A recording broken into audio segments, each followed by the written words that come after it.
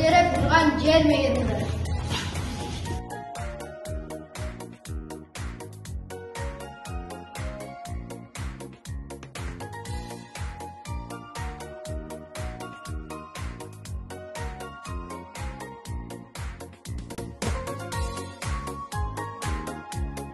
Өнердің жарқын шырағы, тұрағы өз мектебім, шәкірттің асыл құрағы.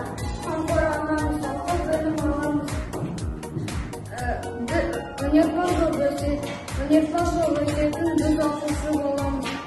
Қызықты каникул кезінде азырса ойнадық, демалдық. Сүйікті мектебім өзіңе қуанып қайтадан оралдым.